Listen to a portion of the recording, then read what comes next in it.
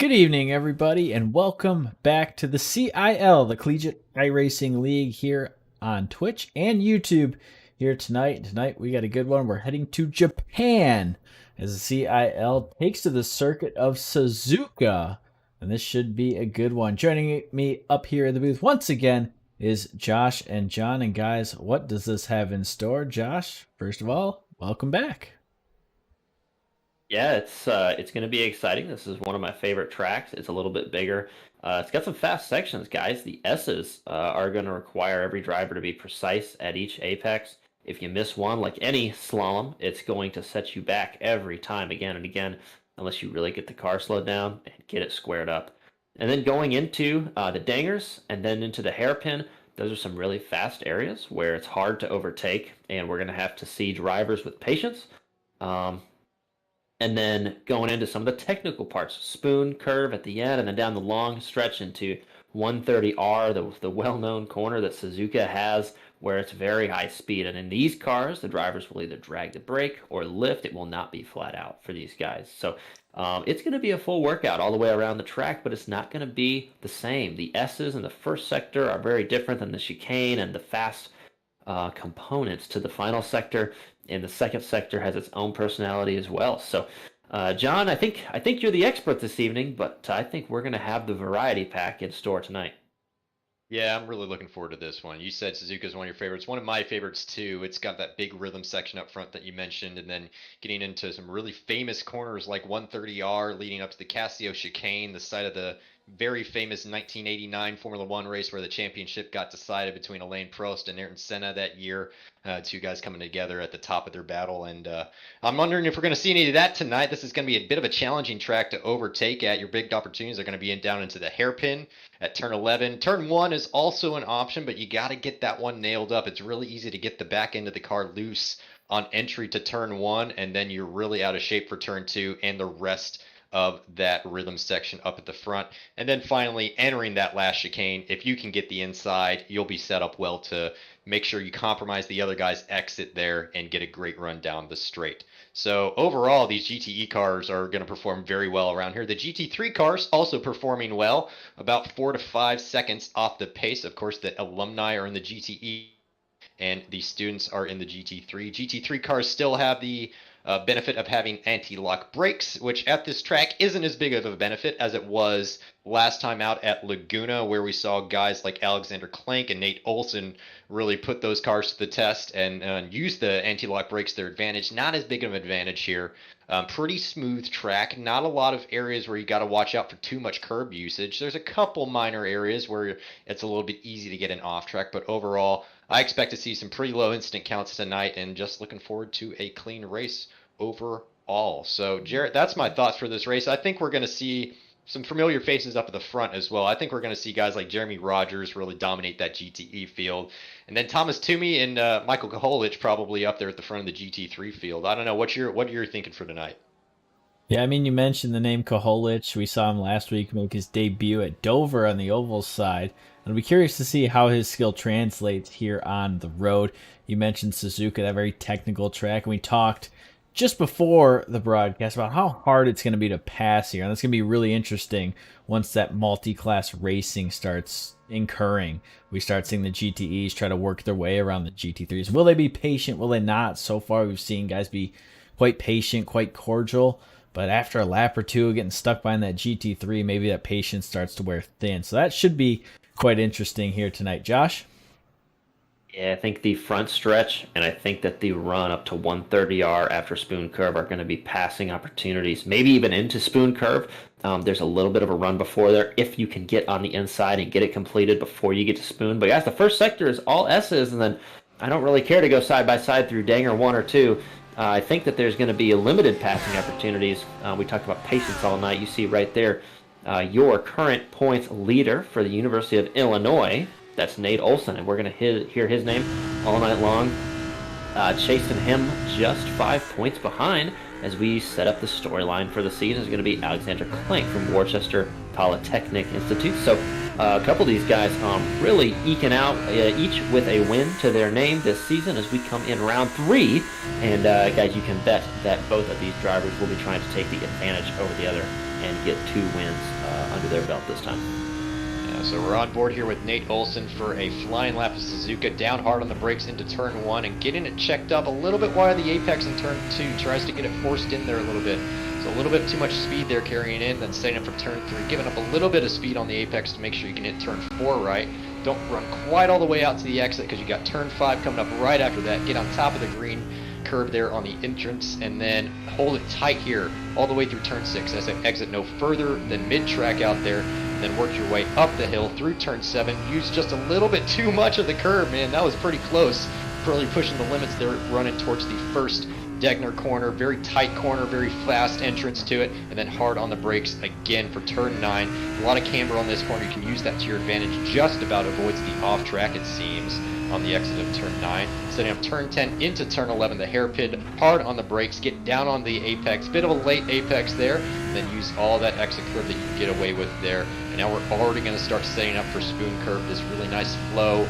Through this section, you can kind of just pick one steering angle the whole way through and just leave it at it, and it'll set it up perfectly for the entrance to spoon curve. Here it's a fast left-hand entrance, and then you've got a second slower apex just after that. Got to drag the brake a little bit, keep it on the apex there, wait for the throttle, and then squeeze it gently and run it right out there to the exit curve. Nate Olson looking great on this lap so far. He's going to set up for 2 more challenges left in this lap. That's going to be the famous 130R corner that we mentioned before, as well as the chicane. So fast left-hander for 130R right now. Flick it in, take a little bit of curve on the inside. Don't run too far on the outside. That curve can catch the car. Then hard on the brakes at the 100-meter board. Get the car turned in. Take a lot of curve on the first apex of the chicane. Take a lot of the second one. I like to use all this curve. It looks like Nate Olson does as well. He prefers to keep it a little bit tight. A little snap of oversteer there on the exit.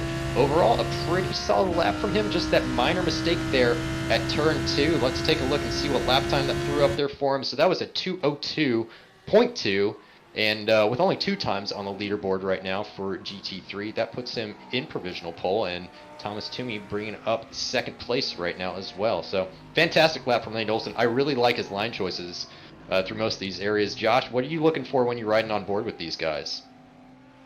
Well, as I ride on board, we talk about the flow, and this track is not at all point and shoot. There's a lot of smoothness that we've talked about earlier this week, and even getting ready for this event. And so it's going to be who can minimize their steering inputs. You talked about picking a steering angle at one point and leaving it there, letting the car do the work. You don't want to overdrive the car, because if you do, you're going to feel that more than some of the other tracks we've been to. Coda more than Laguna, actually, that we were at 2 weeks ago. So that's going to be something to watch for. See a little wiggle from Michael Koholich from Angelo State University. Guys, that's what we talked about. That's the little bit, the 1% that's going to heat the tires up a little bit, that's going to wear you out and scrub a little speed naturally. And I think that when we get the winners in victory lane, we'll find out that they worked out those little bobbles and wiggles, and that's what they're trying to do all race long. Yeah, I think so. It looks like in terms of setup for a lot of these guys, they were trying to just manage a little bit of understeer that a lot of these cars had coming to this circuit, and that's not the sort of setup that I would want for this kind of track. I like to keep the car really on the nose and just sort of manage the oversteer throughout the lap, because you lose exponentially more amounts of time as you just wash wide of the apex. So we'll see if the Mercedes here can meet up with the apex. He does so well. I think that's the Embry-Riddle machine on our screen right now. But yeah, I'd prefer to have a front end that's hooked up at this track and just kind of manage the oversteer. You can do it pretty well with the throttle. These cars do have traction control, though you don't really want to use it all that much. But yeah, so guys trying to play with the setups a little bit, add some rear stability as well for corners like 130R and the entrance to turn 1, but still making sure that that front end is hooked up on the entrances to places like turn 3, turn 4. Pretty much all of the S's got to have a really solid front end on the car.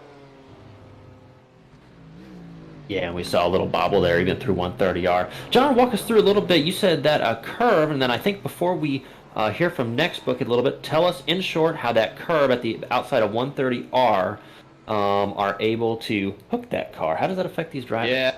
That one is a tricky one, and it's a very easy place to get an off track as well, but that curb just falls off right on the outside of the red and white portion. If you put your right two tires just over that edge, it'll fall down into a little trench there, and if you try to bring it back over the other side, they'll get caught on that edge and almost immediately spin the car, and sometimes in a very unpredictable fashion.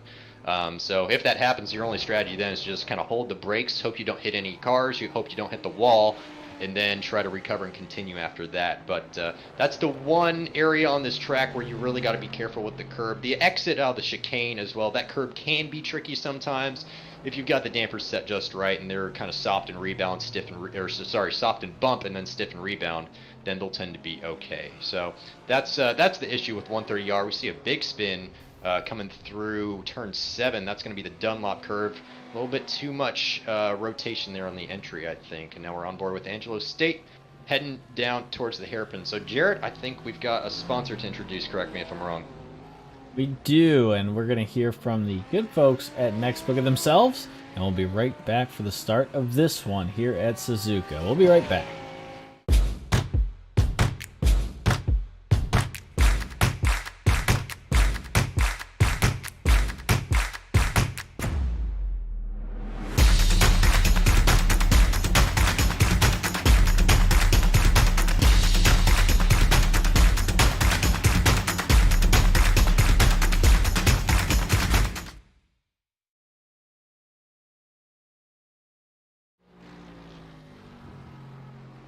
So as you just saw right there, NextBookIt connects book lovers with each other to buy and sell books from textbook to fiction, and really everything in between.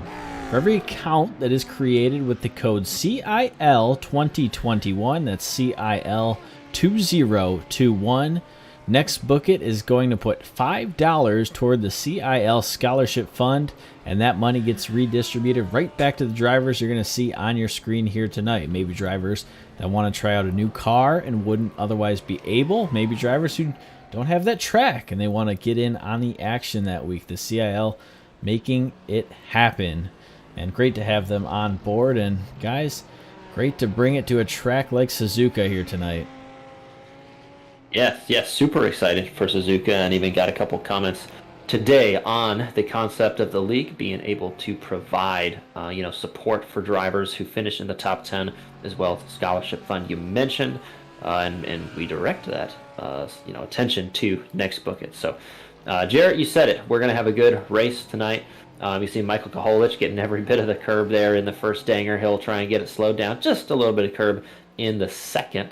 And Cohen Evans there leading in the BMW IUPUI, leading that group for IUPUI. So it is going to be, guys. And I will note that I'm seeing a lot of Lamborghinis at this track. We talked about you want to have the flow. You want to be able to be smooth. And is the Lamborghini going to help us do that tonight? Yeah, we see some guys switching to the Lamborghini tonight as well, so it sounds like some other guys have kind of picked up on that concept. I know Maximilian Bui, who's typically running the Ferrari, is definitely switched to the Lamborghini tonight, so it seems to be the car of choice. We'll see how that plays out throughout the night, but I think we've got Ferrari in first place right now in the GT3 category. So Nate Olson, currently your pole sitter with a 2-minute 2-minute.268. Very closely followed by Alexander Klink of WPI with a 2 minutes .280, and then Michael Koholich of ASU doing a 2 minutes .3. Man, these 2-minute times are hard for me to get out there. But we haven't talked too much about the alumni qualifying. Jeremy Marauders able to stick it on pole with that 55.6. A little bit hot track temp from what some of these guys are probably used to. We were practicing in about 20-degree cooler track temperature, so Jeremy Marauders trying to find a little bit of grip out there, was able to find more than Jamie Lawrence, who's going to be able to throw it on second place, still on the front row of that leading grid out there in the number 7 SDSU machine. And then Ted Burns from Wisconsin is going to be your top 3 alumni qualifiers right now. And I tell you what, John, as you were reading off those alumni qualifiers, we watched Michael Koholich take the pole by over a tenth of a second on Nate Olson. And I don't know if we expected that. We've seen Olson and Clank really rack up the points here, and Koholich might throw a wrench in that here tonight. Yeah, and with the drop week that these guys get, I think Koholich did race at Laguna. I'll have to go back and check, but if so, if he can keep up his pace like this, I'd love to watch that lap back and see where he was able to find that 10th. But if he can keep up that pace, he'll be in a strong championship place at the end of the season. I don't know. Josh, what do you think? Is he going to be able to bring it to guys like Nate Olson and Alexander Klenk? They're pretty tough guys to follow. Well, they are, but there's no rule that says he can't. We've seen a lot of pace as we see big trouble there That's for Max Bui, I Maximilian think. Bui. Yes, Max Bui from USC. And these guys are getting to the end of the qualifying run. They're trying to eke it out. In fact, I'm not even sure if he was going to make it back to the line, but everybody trying to figure out what works, what doesn't. If you're going to look for grip or run any experiments, the time to do it is now. Guys, we see Alexander Klenk from Worcester Polytechnic, one of the lone Mercedes up near the top of the GT3 board. A lot of Raging Bull logos up there as well. Yeah, definitely. And all right, Jared, I think we've got a grid that is set. Why don't we give these guys a rundown and see who? I think it's 2 Texas cars actually starting on respective poles in each location. So we'll take a look and see what your grid is here coming up. Definitely. And right before we do, you're getting a look at Nate Olson's setup right now from the University of Illinois, one of our 3 onboard drivers here tonight. Also having an onboard camera is Alejandro Vegas from Minnesota. You see him looking at the camera right there, getting ready to rock and roll. And the final of our onboard drivers, Carl Lemkool from St. Louis University, and the VR headset and the seat belts. Gotta love that right there, and we'll see if that helps him pick up some pace and maybe get a good podium here tonight in that alumni category. So the grid getting set as we get set to rock and roll from here at Suzuka, and we'll get that to you here momentarily. So you're going to see all of the drivers as they go overall, and starting off with your alumni with that red stripe. Jeremy Rogers from Texas A&M rolls off on pole tonight. Right outside of him is Jamie Lawrence from San Diego State University. Theodore Burns rolls off third tonight from Wisconsin, and Derek Ekmanis from San Diego State in fourth. Carl Lemkool from St. Louis University starts fifth, and Nick Trollman from Cal State Long Beach, hoping for a good finish for the 000 car here tonight, rolls off sixth. Rahul Bellini from Michigan Tech in the 333 machine rolls off seventh, and Scott Ratliff in the always good-looking Pittsburgh State machine rolling off eighth. Nicholas Daly from UT Arlington will start ninth tonight, and John Tyndall from VCU making another appearance here in the CIL, rounding out your top 10.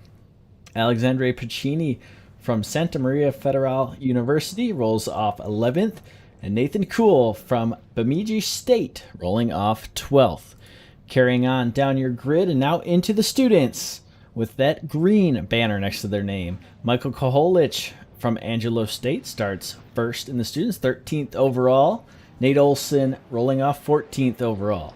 Alexander Klenk will start 15th. Thomas Toomey in 16th. Avery Walker in 17th. Sean Valendia 18th. Alejandro Vegas 19th. Cohen Evans 20th. Maximilian Bowie 21st. Alex Jensen 22nd. Sam Ross Lansky 23rd. Jacob G. Watson 24th. And rounding out your field, Walker Harold from Abilene Christian University down there in Texas, and Amelia Rivas from the University of Michigan will round out your field. And not much time at all as these guys go. The pace car onto pit road. We have the green flag in the air. Texas A&M leads them down the front stretch. We can see the GTE cars right there. GT3 cars leaving a bit of a gap. Down into turn one, we see a lot of these guys. Porsche, Ferrari, a good mix of manufacturers, nose to tail. Everybody trying to size up. Looks like everybody gets through unscathed. We go back now to the GT3 battle. Yeah, and so Alexander Klenk's already having to battle with Michael Koholich there with Klenk on the outside, going to try to sweep around the outside of the ASU machine and get it down on the apex of turn two. Commanding opening move from Klenk there. It's kind of like what we saw Max Verstappen do at Barcelona and at Imola these last 2 races. So maybe Klenk's been watching a little bit of Formula One and learning from Max Verstappen's moves there. So Koholich there losing a spot on the entrance. Got a big train back there coming through turn 5 and now turn 6. Cohen Evans leading this group. We've got some Illinois cars in there. I see a Embry-Riddle machine in there. I see Maximilian Bui as well. So a lot of cars in this train. A lot of Lamborghinis specifically. And this looks like a Porsche that's gotten turned around coming out of the second Degner corner. So that's going to be Jamie Lawrence for San Diego State. He was starting up there in second place. So he's going to have a lot of ground to make up and try to catch the back of that GTE pack now. So let's take a look and see what happens. Just got it caught on the curb and the front end hooked up on that oversteer, and he just kind of overcorrected it. So hate to see it, guys. It's a tricky one to do, and these curbs can punish you like that sometimes. Well, they can, and we see sometimes that you get used to running that qualifying setup. You put down a couple hard laps, and you get your points just right before the race, and then suddenly all that race fuel comes in, and John, that outside curb comes up a little bit faster. Yeah, definitely. And also note that I know on that opening lap, I think I saw John Tyndall execute a pass through, maybe it was turn 1 or turn 2 on Nick Daly, so that was the VCU machine taking a spot away from the UTA machine. That would have been for 8th position in the GTE field. So now we're watching Sean Delandia running down towards 130R, trying to follow in the draft of these cars. Takes the runoff area, just trying to keep the car in a straight line. Smart move there. I think he was in a Mercedes last week as well, so another man switching from his preferred machinery over to the Lamborghini to try to see what it can handle. And Clank still out there with a nice lead. Half a second gap back to Michael Koholich. Half a second back again to Nate Olson for the Illinois machine. Following a car around this circuit, not as hard as I initially thought it would be, and actually this is that VCU UTA battle we were mentioning just earlier. So following a car at this circuit, kind of troublesome through 130R, but through the S's it's really not all that bad. You can actually keep the front end of the car hooked up pretty well through most of the course and get your nose underneath the rear wing of the other guy and try to let him know that you're ready for an overtake at the hairpin or maybe spoon curve or otherwise. So you're right on board with Nick Daly here, braking on top of the curbs, trying to use all of the track. He paid for all of it. He's going to use all of it as well, trying to hunt down that VCU machine. Josh? That's right, VCU trying to grab the car in front of him right up to the back bumper. We see Blaze the Horse there looking to make that overtake and make the pass down into Spoon Curve. We talked about this as a spot where they can get a little draft, a little slipstream. Speaking of a slipstream, Jarrett told us that Alexander Clank started in that 3rd position. And guys, I looked at the second monitor. He did. He simply used a little bit of that AMG power to jump past, and looks like jump out to a slightly growing lead now. At the risk of sounding like a broken record, guys, it's Clank, and he's stretching it out. Yeah, definitely. Koholich's got the work cut out for him. Still doing well there in 2nd for the ASU machine. Reminder, this is only his 2nd race, as far as I'm aware, on the road series. So still getting used to the way that some of these guys race. So this looks like we've got Carl Lemkohl getting followed closely by Derek Ekmanis, the teammate to Jamie Lawrence. So now the leading San Diego State car trying to hunt down St. Louis University going down the straight. We'll see. He's tucked in pretty well underneath the wing of that Ford Corvette, if you were to be confused by Lemkohl's paint scheme there. Let's see if he dives out of the slipstream. Nah, not a super committed move there, so he's just going to... Ooh, Carl Lemkohl, though. Wide in turn 2. The Porsche slots up the inside and takes the position away. Very easy to... Or it's great when you can capitalize off of guys' mistakes in front of you like that. He was in the right place at the right time. He peeked out just to get a little air, get a little downforce on that nose, and put it right on the apex when Lemkohl wasn't there. So that'll be -1 for St. Louis University. And guys, I see Michigan Tech back there looking to make a little move. And so good little train we've got. Everybody doing some give and take. And Michigan Tech now right there. He's going to look inside. He's going to do it. Force it through the dinger, and they will get through side by side. He's going to continue to force the issue. He's down, but not much momentum to carry through there. And it looks like St. Louis University will come out on top for now, but we go down into the hairpin, nose to tail, and it's going to be Carl Lemkohl leading Michigan Tech, Raul Bellini. But guys, stellar driving, if not recommended from those guys, to keep both of those cars pointed in the right direction.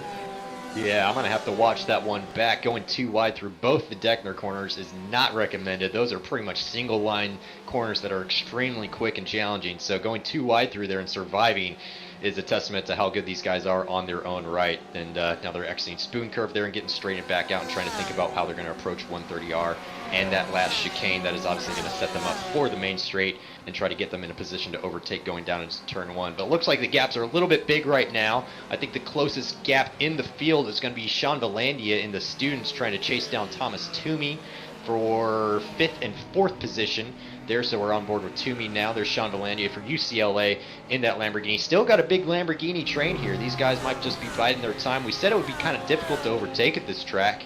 And apart from those sort of first lap overtakes that we saw, not too much battling going on this field.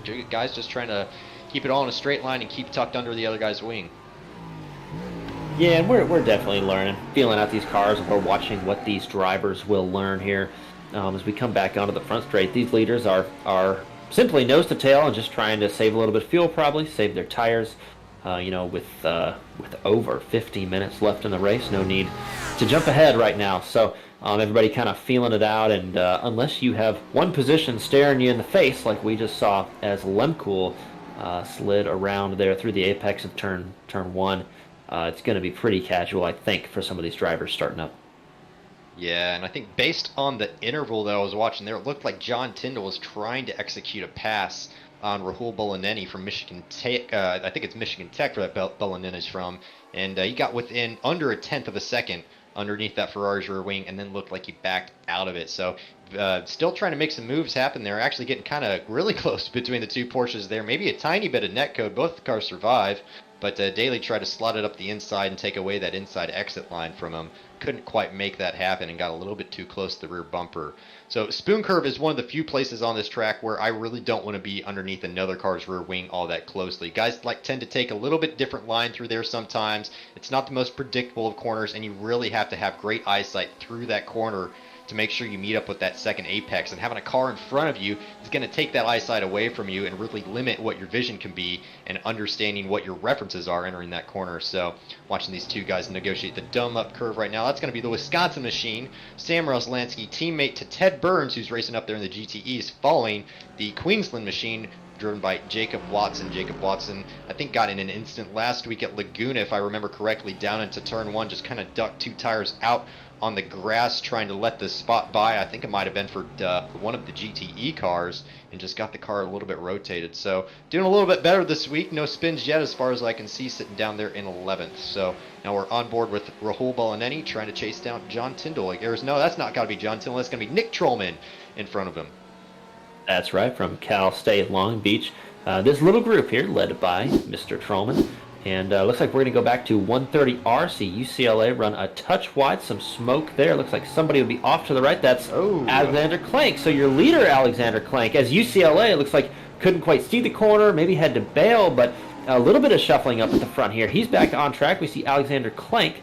And so, guys, it's going to switch up a bit. Michael Koholich from Angelo State University will be your current GT3 leader. You see right there, John, it's so easy to lose it through 130R, and we see it happens to the best of the best. Yeah, and I will reference, I think it's the 2009 or 11, or maybe it's the 2010. I'm going to get the year wrong either way. It's one of the Formula One races from like the early 2010s either way. But you'll watch Felipe Massa and Fernando Alonso run wide in the same corner, and what Alonso does is open up the steering, and the car just goes straight. He's able to recover nicely on the track onto the track. Felipe Massa keeps the steering closed. Car spins every single time you're going to do that, and that's what happens to Massa in that case. And that's what happened to Clank here.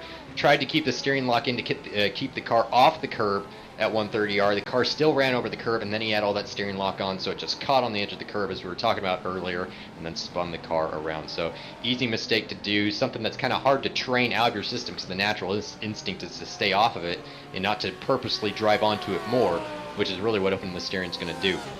But now we've got a nice little battle here between Avery Walker and Alejandro Vegas, Minnesota and I believe Illinois. Nice little tucked up battle here going into Spoon Curve. Nice Minnesota paint job on that. I know they're trying to get a big following there for the Minnesota crew out there up north. And we're on board with Alejandro Vegas now, trying to defend for that position. Yeah, the Cavaliers and the Golden Gophers, they'll work their way down towards 130R. And you mentioned it, not too close there to the Minnesota machine. You want to get a little bit of air across the nose of that machine. Now down into the chicane, you can do it, as it looks like we're going to have some GTEs enter this battle. But through the final chicane, it's another opportunity here for Virginia to draft, catch up here. Actually, I would say Vegas has opened that up a little bit for the Golden Gophers, so we'll see if Virginia can even get to the rear bumper up here by turn one. But guys, the GTEs there are coming in the form of that Porsche behind. Yeah, that Porsche is going to be Scott Ratliff, and I have yet to really fully understand why he's actually back there right now. It looks like I don't have a lap time for him in lap one. Trouble, real Michael Koholich, your leader. Guys, there's a curse on the leaders. Michael Koholich maybe catches the grass here as he finds himself turned around, trying not to get run over. Looks like he had some help, Alexander Pacini. from University Santa Maria Federal. And big trouble, that's Thomas Toomey contacted as well. So those guys will all get their fast repair. You see Alexander Klenk cycling back through. We'll see who gets to the line first. I think Nate Olson might be your leader, but these cars will cycle through again. John, I had to interrupt. That's big implications for the outcome of this one, guys, and we're not even 20 minutes in. Yeah, you're good, you're good. Pacini just getting aggressive on that throttle on the exit there, and Toomey ignoring the yellow flags that would have been flashing on his monitor to let him know that there was an issue up front. Both cars were pretty much stationary on track, too, so even if he had, though, I don't know if Toomey would have had anywhere to go. So, yeah, big implications up front. I think that's going to put Nate Olson up in the lead. I think you mentioned that. Alexander Klenk back up to second, getting a little bit lucky after his initial spin there at 130R. But, yeah, it's it's tricky when you're going through these S's and you expect the guy to take one line, and then he takes one that maybe you're not expecting. So I bet that Koholich was just being a little bit more patient on the throttle, and Pacini was trying to get a little bit more aggressive on the throttle, and not the greatest of opportunities to do that.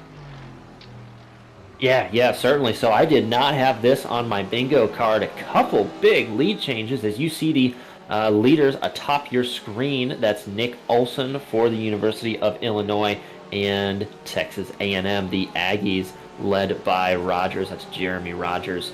And you're looking right now at Blaze the Horse on the side of the University of Texas at Arlington machine. He's trying to chase down John Tyndall. Said that name before. Down through the dangers. Guys, these 3 or 4 cars continue to be together, and we've seen Raul Bolanini and that Michigan Tech Ferrari has the pace. We see Jamie Lawrence just enter the picture. But yeah, a couple off tracks for Raul and Michigan Tech trying to make a comeback of it here this race. The University of Michigan with some electrical issues disconnecting from this one. They will be your first car behind the pit wall.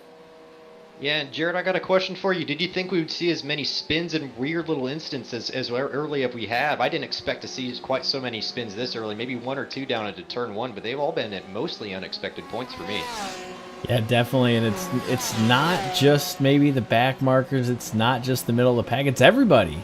No one's really safe, and it's been interesting to see. We're not used to that really in the CIL, and you saw it right there, guys just pushing for every single inch as we watch Thomas Toomey come flying into a yellow flag area, and it's been interesting to see. I'll be curious if guys maybe calm down, or if we maybe even see guys slow down until the pit stop and then pick it right back up. But it's been aggressive so far, and it's been good racing as well, as we see Nicholas Daly try to make a move on John Tyndall, but John Tyndall going after Rahul Bellini up there in the Michigan Tech machine.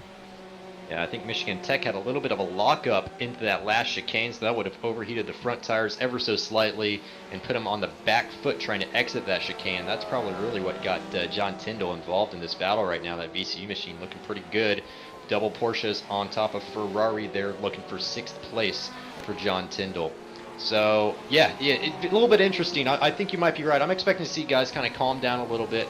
One other thing I'll add to that is that once you're in a rhythm like this and you're in a train of cars for a long time, it's just all too easy to just kind of lose sight of what's right in front of you and make a slight mistake. And we've talked about it and saw it a lot, I think, at Circuit of the Americas, where we saw sympathetic mistakes, or what I'll call sympathetic mistakes, and that would be the car in front of you makes a mistake, runs a little bit wide, brakes a little bit too late for whatever that corner is, and then you do the exact same following him. The guy behind you does the same thing. Everybody in that train just kind of does what the leading car does, and we might be seeing a little of that at some points tonight, and certainly something to watch for.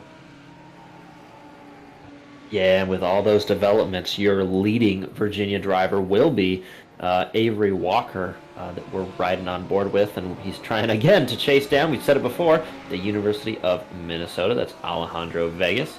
And so Alexander Klenk cycling back up into that 2nd position after their excitement. So Michael Koholich from Angelo State University settling down in 4th. Guys, Sean Valendia, UCLA, looking good there in 3rd place.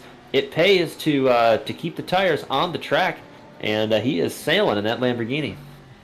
Yep, sailing and doing just a fine job, and I've got Scott Ratliff and Alex Jensen exiting the pits right now. Going to come back in just in front of Carl Lemke, it looks like, so Carl's going to be able to take turn 1. So yeah, that UCL machine doing a great job there. Bit of a battle here, those 3 GTE cars that we talked about before, so Nick Trollman, Rahul Bolaneni, and then, sorry, not Trollman, Bolaneni with a bit of a spin there on the entrance to turn 1. Very easy to get that back end, a little bit light there on the entry, maybe just a little bit too brake, so we'll take a look here, and that was actually on the curb, I think, if anything. Yeah, the curb never helps right there, and so it's very easy to get it locked up. And yeah, the ABS system non-existent on these cars, so yeah, all too easy to do. And he'll rejoin again. Guys, Michigan Tech has the pace, just not the consistency in this one right now. Yeah, definitely not. You know, I noticed a name missing from the roster, unfortunately, on the GT3 field, and that's going to be Parker Eaton. We see Parker Eaton up there pretty frequently trying to battle it out with some of these guys, but unfortunately missing from the roster tonight. Not quite sure where he's at. I know he would have been probably would have liked to be here if he could, so I'm sure he's had something much more important to go to. But either way, we've got Embry Riddle exiting the hairpin right now, and then we've got this GTE battle. And that looks like Jamie Lawrence trying to get in on the action here too, so a 3-way Porsche battle with Jamie Lawrence at the back of the pack there. We know Jamie Lawrence likes to play this on hard mode, kind of not set a qualifying lap, and then try to, that looks like, oh, double trouble up front. Nick Daly coming off the worst of it, so that was going to be John Tyndall getting a little bit locked up on the rear brakes on the entrance to Spoon Curve. And then Nick Daly just had nowhere to go and run straight into the back of him. So let's watch this one again. Watching Nick Daly enter it, and John Tyndall's just going to get a little bit crossed up. Nick Daly into the back of him. Jamie Lawrence says, "Thank you very much. I'll take that free spot." Has to check up a little bit as well. But yeah, not great scenes for the UTA machine. Well, that will be one fast repair spent. And I was going to say, Jamie Lawrence having the pace did run these guys down from a ways back. Was going to see will they play nicely. I know they were trying to battle, but the times have changed a little bit, so I would expect Jamie to move politely around the VCU machine here of Tyndall. And then he will be approaching the Mercedes, that's the GT3 of Embry Riddle, driven by Alex Jensen. Yeah, GTE, GT3 traffic becoming a player in this race, and when you get into the sections, especially where they're at right now, through these S's, it's not really a place to really make even a multi-class battle pass. So we see Jamie Lawrence actually trying to get a little bit wide out of turn 4, turn 5, and set up for another position. Not really the best places to do that. Everybody trying to hold it tight there on the extra 6 to set up for 7. But yeah, trying to get around the inside of the Mercedes. Both cars are going to be able to make this pass, I think, before the first Degner corner. And yeah, both Porsches pretty much nose to tail. Jamie Lawrence is going to give up a little bit of space on the entrance to that. You know, something else that I noticed some cars doing on that first Degner corner was using a little bit of that inside curb. And that's that can be a hazardous thing to do. It's not the most consistent curb, and it's really hard to take it the same way every time. What I try to tell people is just kind of get 2 tires, 2 inches of your inside tires on top of that curb, and really no more than that for consistency's sake. But seeing some guys trying to take some risks tonight with some of the curbs. Jamie Lawrence is he's always one of the fast guys in this pack, and I think he's got a wounded Porsche in front of him, so that might be a little bit easier of a pass for him. Yeah, speaking of wounds, I saw Scott Ratliff. We mentioned him in the sand trap, and then I see that he is also behind the pit wall. So back on now with University of Queensland from Australia, trying to work again to keep Sam Roslansky from Wisconsin, keep the Badgers at bay there.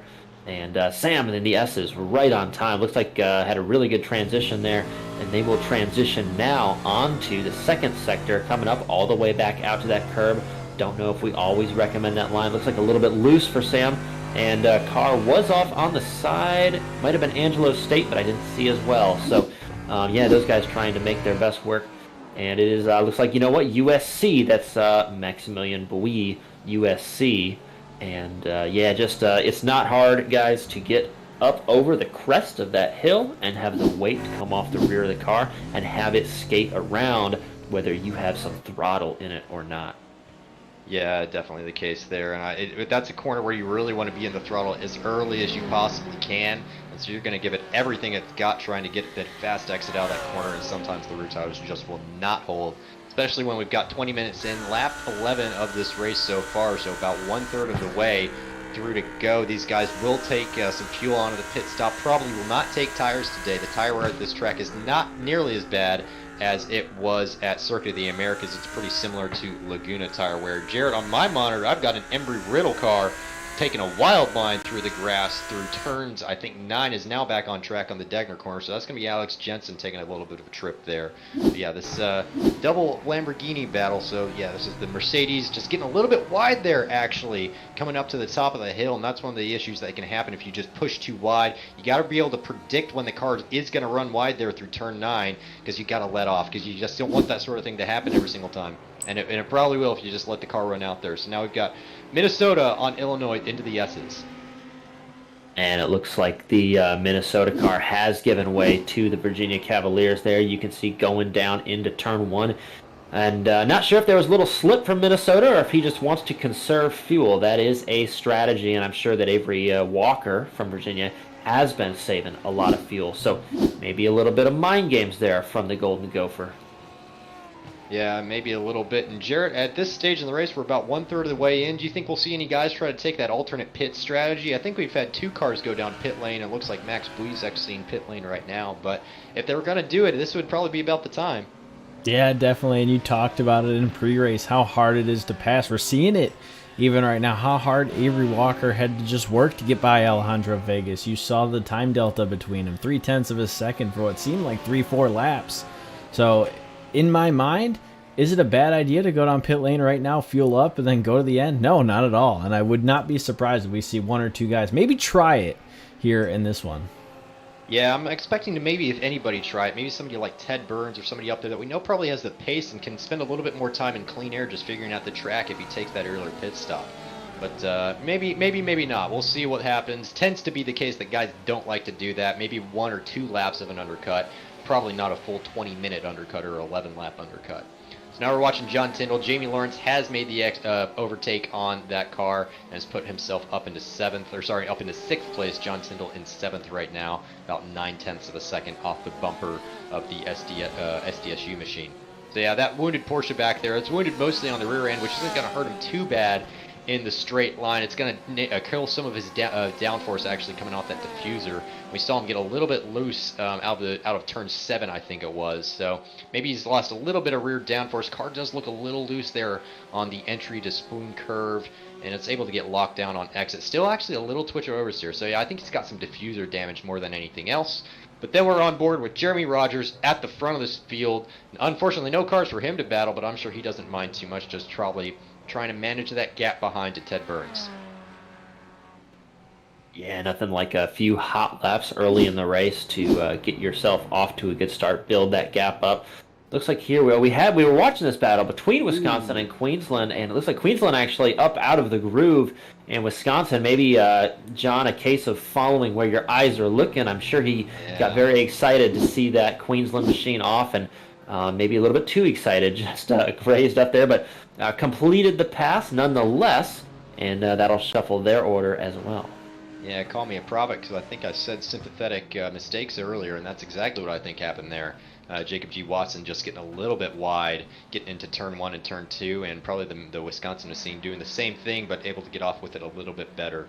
So now Jeremy Rogers is going to have to deal with traffic, I think, for one of the first times tonight. Probably hasn't encountered too much thus far. He's going to get it at a fairly decent time, going to exit this hairpin. I hope he can get to it before Spoon Curve, but he might just be at that weird time where he's going to have to deal with it between Spoon and 130R. Luckily, in terms of cornering speeds, the differential is not massive, so he won't have to check up too much through Spoon Curve to execute this overtake. So he'll get underneath the wing of the Queensland car. Queensland car actually going to give way to him, so he can take the apex there. I know we actually talked a little bit. He doesn't typically like for cars to do that. He prefers cars to take their natural line, and he'll just make his way around it whenever he can. That tends to be the general strategy there, although I think Watson was well within his right to let him by at that point.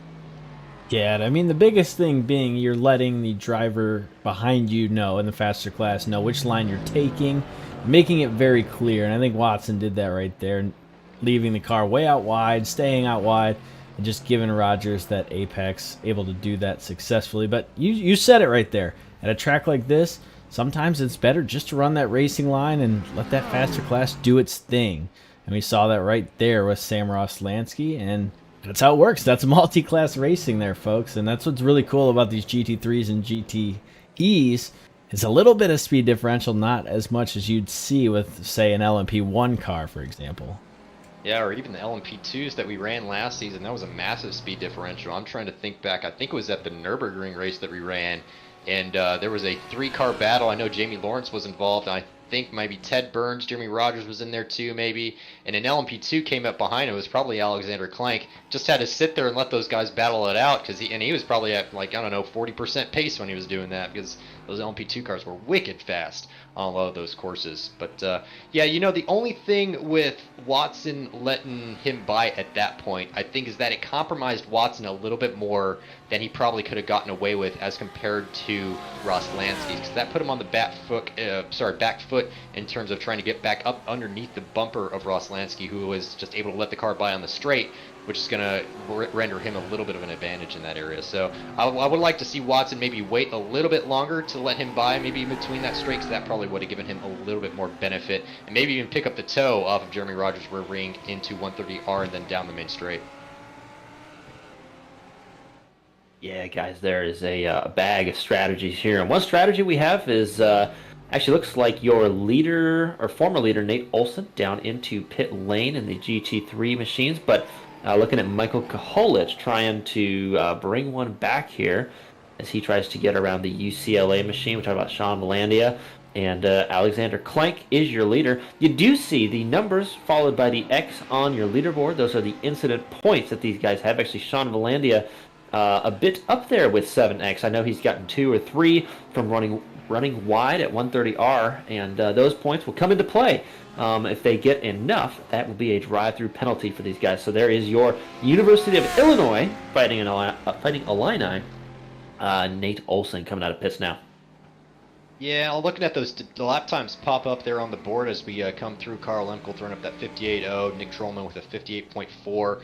Meanwhile, Jeremy Rogers was down in the 56s. I think it was a full 2 seconds faster than Ted Burns on that lap. Not sure if Ted Burns had a small mistake or something on that last lap, but either way, Jeremy Rogers extending his lead up there at the front. Speaking of lap times, just a little bit of lap time comparison for you. I did look up to see what some other series sort of run to sort of get an idea of what the pace is at this track. Actually, I'll take that away real quick because it looks like we've got a bit of a GTE battle. Michigan Tech trying or is that Michigan State? I keep getting it wrong. I'm probably doing them a disservice. I'm pretty sure it's Michigan State. So that's Michigan GTE... Tech, John. Oh, is it? Oh my God! All right. Michigan State will be green and white. I appreciate that, Jarrett. So UTA trying to hunt down Rahul Bolaneni again from Michigan Tech, and it looks like Nick Daly getting really wide there on the exit. He's got a little bit of front splitter damage on that car too. That's probably when he got up underneath the rear wing of John Tyndall earlier. So let's take a look. This is going to be down towards 130R. Nate Daly on the outside runs a little bit wide, and just is he going to take the position away? We'll see if Bolaneni can get it on the brakes here. So Daly's clean through the first apex and runs a little bit wide on the exit, so I think Bolaneni's going to re-execute the overtake going down to turn 1 and probably take that position back, I bet is what happened. Yeah, and you can do that. You see there the damage. That's going to be just slow enough, just enough drag to get the position inside on the brakes. And yeah, I saw this one on my second monitor. Michigan Tech through the gap and takes the lead into the S's, and that's a good place to get the lead there. Since the S's are not a passing zone. Yeah, so this is going to be Ted Burns. Maybe this was on a previous lap going down to spoon curve, getting a lot of rotation in that car. Working at that wheel is going to lock up the brakes and try to get it from going too far around. But yeah, unfortunately, the car does spin, and he has to execute a recovery. Looks like a little bit of damage on the rear end of that car. Not from that, probably from an earlier instant of some kind. But yeah, Ted Burns, a rear mistake from him, getting it crossed up. We've seen 2 or 3 cars actually do that into the spoon curve so far tonight, where you just hop on the brakes and turn in, and the rear end just does not want to stick down. That corner loses camber as well, so there's really no help for the rear end of that car. That was what I was talking about earlier with adding rear stability to these cars on the entrances, because they will get loose on a lot of the braking points, and you want it to be able to rotate, but not too much. And I think that was a little bit too much rotation for the Wisconsin machine, but he's able to hold on to second place for the time being in the alumni category. And we continue to follow Sean Valandia, UCLA, trying to maintain that second position. And if you're Michael Koholich, you've got a couple of drafting opportunities, but I'm not sure if these guys have pitted. He can save some fuel, and then he can come out simply making the pass as we go down in a 130R here. Pretty well tucked up behind that UCLA machine. You can save a little bit of time putting fuel in the car as he's going to look inside, think better of it. Actually, that's going to take a little bit away, a little bit of speed. He can't get the preferred line then into the chicane, and UCLA with a slight advantage coming onto the main straight. Yeah, Josh, I mentioned that Senna Prost incident in 1989 at that track, and that was exactly where that happened, and that's what exactly it looked like before the incident actually happened. Just two cars going up next to each other and one guy turning in on the other, but luckily no incidents there happening. So this is going to be Jamie Lawrence making his way through some lap traffic trying to chase down Carl Lemkool. I can't quite tell which car that was. That was that Nick Trollman, Cal State Long Beach, that got out there in the dirt and had to rejoin after that point. So some lap traffic issues through the first Degner corner. Probably the worst place to really catch traffic on this lap, I would bet. I agree. And we saw a couple times now, we've seen on the larger shots that this is one of the unique tracks on the circuit that actually has cars driving over top one another. As these cars come through the danger, they will actually go under a bridge now that we will see other cars driving onto as they approach 130R. So a little bit of a crossover here at Suzuka. And yeah, guys, Angelo State University, maybe his strategy is to fill the side view mirrors of that UCLA machine, because that's what he's doing right now. Yeah, he's doing a good job of it. Now we're on the bumper looking back towards these cars. You can see just how close they are to the ground, and so it's very easy to see how they might be able to catch one of those curves and get the car looped around, especially as you get it really loaded up here through these curves and spoon curve here. That right-hand side of that car that's chasing, they're getting right up next to the ground. Want to run as little ride height as possible. We usually put the noses of these cars down on the ground, or whatever the regulation is. Run them as low as you can, then you can adjust with rake angle from the rear ride height adjustment for a little bit if you want to, but generally speaking, a lower car will be a faster car at almost every opportunity, at least in road racing. Other places may differ a little bit. But yeah, in terms of the setup for these cars, they're on the ground, and it's going to hurt them going over these curves. You can try to engineer a little bit more suspension travel in some of these cars to help them handle the curbs a little bit better. But looks like an alternate strategy. Koholich in the pit lane, half an hour in. So he took that pit lane entrance probably about 10 minutes early from what we're used to seeing GT3 cars doing. I bet he's trying to execute that undercut on the UCLA machine. Yeah, he feels like he's got the pace, and so he only needs a couple laps in clean air that are lap times that are, a couple tenths down on UCLA, or maybe a second even, to get that undercut done. So the theory would be, if you're Koholich, that once UCLA pits and comes out, that they would take a little bit longer, that you would be able to go and complete that. Also, guys, we saw that he followed for a little bit. Wonder if he saved any fuel there, as we see Jamie Lawrence trying to make his comeback. And yeah, looks like the Corvette going to run down to the wall, defend. You see Koholich exiting the pits right there. And down into turn one, it's going to be Carl Lemkool, St. Louis University. And Jamie Lawrence going to work contact. It looks like contact. St. Louis University will come out the better. Still losing some positions, though, as VCU moves by, as well as Cal State Long Beach. Guys, Jamie Lawrence just tried to tuck it in. We know he wanted that spot. He's been a little bit aggressive there, and you had to do it, but unfortunately not able to stick. And yeah, John, that's just a tighter radius there on that second one, so really difficult there. Yeah, I think what happened there is that Carl Lemkool's always going to turn into turn two, and you've got to be well alongside before you ever try to make that turn in happen. And I don't think Jamie Lawrence was quite alongside far enough between turn one and turn two. So he's going to go the outside, try to execute the around the outside pass, but then he's going to tuck back up underneath. Carl Lemkool still has to turn the corner. Jamie just sort of dives in there, and that was always going to happen. That gap was never going to exist for too long. I'm putting that one on Jamie Lawrence. Not the biggest error I've ever seen anybody make, but I think that one still falls on the Porsche out of that. So he drops back down to 7th place, and I think Carl Lemkool, that's going to drop him back down to 6th. That's going to promote both Nick Trollman and John Tyndall to 4th and 5th, respectively. So that's that battle that's going on right now. This may lead to a really nice little GTE battle for us. We've been kind of lacking for GTE battles here in the last few minutes or so this may gift us one.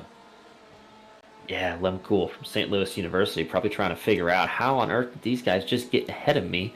We were doing so well, but that is the hand he's currently dealt now as he closes right up into that chicane. And I think he's got the pace. He'll hang out. Maybe he'll bide his time. Don't know if he's taken the pit stop yet after that. Yeah, so he's decided that was his in lap, and he will be coming in for fuel service. So that leaves us 2 Porsches, John. That's Nick Trollman and John Tyndall from VCU. It looks like we're going to follow along with IUPUI and Pacini behind. And does he get some help? He does get some help. That's the second time we've seen Alexander Pacini in the S's. I just don't think he's used to the acceleration and cornering speeds of those GT3 cars. Being in the GTE car, they are both touring cars, but not quite the same. Guys, that's going to be the second one for Alexander Pacini in that instance. Yeah, race stewards may be looking at that after the race. Can't be turning cars on the exit. I know it is multi-class racing, but you got to be aware of it because stuff like that will happen if you are not paying attention sometimes. So now we're back on board with this Porsche battle. It looks like Michael Koholich, Angelo State, leading this group right now. So that's going to be a student in front of 2 alumni. And we'll see where he chooses to give up this position to him. Luckily, he's not battling with anybody else. Remember, he opted for that alternate pit strategy and pitted about 10 minutes early compared to what we expect some of the other GT3 cars to do. So that's going to put him out into clean air, which I think was a great call from Koholich. We know his open air pace is really good. Looks like Nick Trollman is going to get around him first and kind of put a car between him and John Tyndall. And that's pretty beneficial at this stage, and great strategy as well from Nick Trollman. He may have lifted a little bit earlier in the lap just to make sure that that was where he passed him. It looks like Nick Trollman is going to, John Tyndall is going to make his way around that ASU machine right now. And so now we're looking at is that Virginia? So that's probably going to be Thomas Toomey. Toomey having to take an early pit stop and get that quick repair as well. Yeah, there is Thomas Toomey going underneath the Queensland machine. It looks like they're actually alongside now, and they're going to do that all the way down into Spoon Curve. Looks like they'll get it worked out before they get there. Not sure if we had any lockup here, but yeah, pretty standard operating. And guys, we talked about Thomas Toomey being smooth, showing us how it's done around here. We did see Thomas Toomey with the yellow flag and the incident previously in the S's. But again, guys, it's easy. When you see the yellow flag, you generally assume it's a car off the track, could be in the grass. You don't want to lose those precious tenths. And so, as you know, John is the racer. I can see where he would make that assumption. Yep, definitely. And it's an easy one to make, and unfortunately, sometimes it just has some negative consequences. So, looking at Alexander Klink right now, I noticed in between the apexes of Spoon Curve, he was all over the curb there on the outside. That's kind of a dangerous curve to be on. It's similar to 130R, where it can spin the car a little bit. You can look and see just how much space on the outside Klink is not leaving on the entrance to some of these corners. That's really what makes up the difference in lap times at a lot of these tracks, is just using all the track. You bought the track, you paid for it, you might as well use every last inch of it. Alexander Klink is doing exactly that, and that's what I really like to see. Guys able to place their cars really accurately on the track. We know Jamie Lawrence can do it. We've seen Jeremy Rogers, Ted Burns do it, and now we're watching Alexander Klink do it, though we know he definitely could before as well. So this is looking at Carl Lemkuhl trying to fend off Jamie Lawrence once again. We'll see where Jamie chooses his point to make the overtake again this time, kind of warping in and out of screen there, a little bit of internet connectivity stuff going on down in San Diego. But down into the hairpin, he's probably going to try to set up, I would hope, for out of the last chicane down into turn 1. That's probably his best chance at this stage to try to set up for a pass. That is probably his best bet as we go back on board with Jacob Watson from the University of Queensland. And guys, it's Tuesday night for us, but it's Wednesday morning for Jacob. Now back in the pit lane, you can see a couple cars getting that fuel service, and Alexander Klink continues to lead the way. So Alejandro Vegas, the Golden Gophers on pit road, guys. They're going to try. It's about 40 minutes in, so we are going to see the last of those guys who have not pitted come down to pit road, and we'll see who has done the undercut successfully. See lap traffic working together there with the leaders before they get to the hairpin. UCLA hopefully getting a little bit of a tow down onto that long stretch, and Ted Burns, the University of Wisconsin, running a quiet second place. So we did see that little misstep earlier, but another overall solid performance from the Badger guys. Yeah, small misstep there. Looking at Derek Ekmanis right now, and at no time at all, he's probably going to have Jamie Lawrence catch up to the back of that car. There is a 50-second gap in that field, so it's going to be Jamie Lawrence leading that field, Ted Burns in second, Derek Ekmanis in third, and that big gap back to John Tyndall. So I think that would be Ekmanis' first podium as well. So this is looking at Carl Lemkool, and I did manage to catch the overtake that Jamie executed on Carl Lemkool the lap before, and it was actually going into the chicane. He went for the Ayrton Senna move, send it up the inside, and take that curve away from him, and that's exactly what he did with pretty much textbook confidence too, and even managed to catch out Carl a little bit. He actually locked up a brake, which really hurt his ability to kind of come back at him through that corner. So Jamie with the textbook overtake and then able to maintain the position down into turn one. Our GT3 leaders are on to pit lane now, Josh. They are on pit lane. You see UCLA there. We saw Alexander Clank there. We're going to see that's the orange car. That's Avery Walker from the University of Virginia, the Cavaliers. So he will jump up for the time being in your GT3 lead. And there you go. You see the Wisconsin Badger machine going ahead. And yeah, you talked about the pass going into that chicane as that Mercedes now rejoins for Worcester Polytechnic University. He's going to chase Sam Roslansky, also another Badger, down. We see Nathan Kuhl right there, and UCLA just coming out. We talked about the undercut. It was a matter of tenths. UCLA comes out behind Angelo State University. That's Michael Koholich, who has successfully gotten his way around Sean Valandia via pit lane. Guys, it was a textbook move done properly. The execution matched the theory, and that will be another position for Angelo State when they cycle out. Yeah, Angelo State must have a pretty stellar crew chief and race engineer group down there to call that strategy out beforehand and get him into the pits early. Love to see that move work out, and I bet the UCLA machine is kind of wishing he'd pitted a little bit earlier. He probably, if he pitted a lap earlier, maybe he caught some traffic on that last lap that even held him up a little bit. But now we know that ASU machine has a really great free stream pace and is probably going to start to pull away from that UCLA machine a little bit. So watching Illinois now exit through the little hairpin that we got going on board here. You see the triple screens on either side of him. Gives him a great representation of when a car's up alongside. Really helpful for oval track, especially helpful for tight corners like that hairpin, and as well as the chicanes to see if some guy's trying to sneak one up the inside for an overtake. Illinois getting a little bit wide there on the exit spoon curve. That exit right there is what I was talking about earlier with sort of an exponential time loss for the amount of distance you are off the apex of the corner. If you just let it run wide like that, you got to wait exponentially longer amounts of time before you can get into throttle and avoid the off track. So Avery Walker into the pit lane now. IUPUI, that's going to be Cohen Evans also on pit lane in the nope, not the lone BMW entrant.